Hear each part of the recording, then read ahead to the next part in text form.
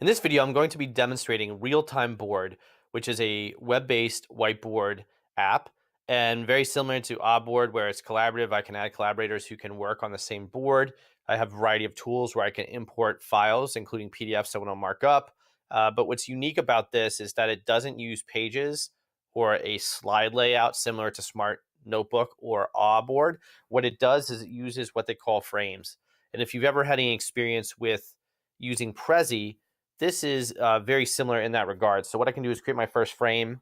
And so I have this work area right here where I can add content. I can add another frame and another frame and another frame. Now we're all these frames are on the same canvas, but I'm going to zoom into a particular one. So here's frame one, right? And that's how this works is you'll jump frame to frame to frame. So if I want to go to frame two, I tap the frame button, I tap frame two, and then I can zoom in to that particular frame. So it's just a different way of navigating through the content that you're presenting to your students. Again, rather than having these slides going from A to B, you bounce back and forth between these frames.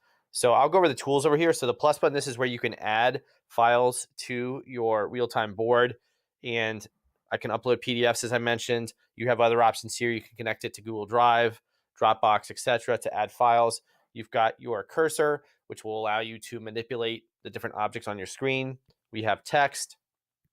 We can also add a post-it note on the page. You have shapes. You also have arrows, your pencil and highlighter to annotate, and then also comments. So what I'm going to do is upload a PDF. So let's do that. So we're going to select upload. Now that I've inserted my PDF, and this is the same PDF that I was using in my board demonstration, I can tap on the pen.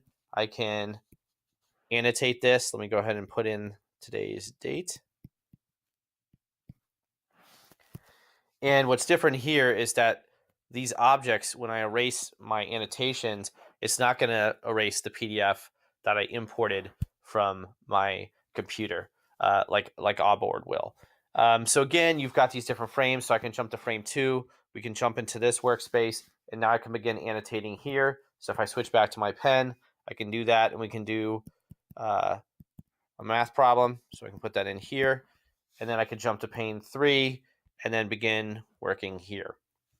When you're finished, I can click the upload button, and just as with Board, I can save this as a PDF. I can save this as a template. I can save it to Google Drive. So I've got a variety of different options for how I can export this.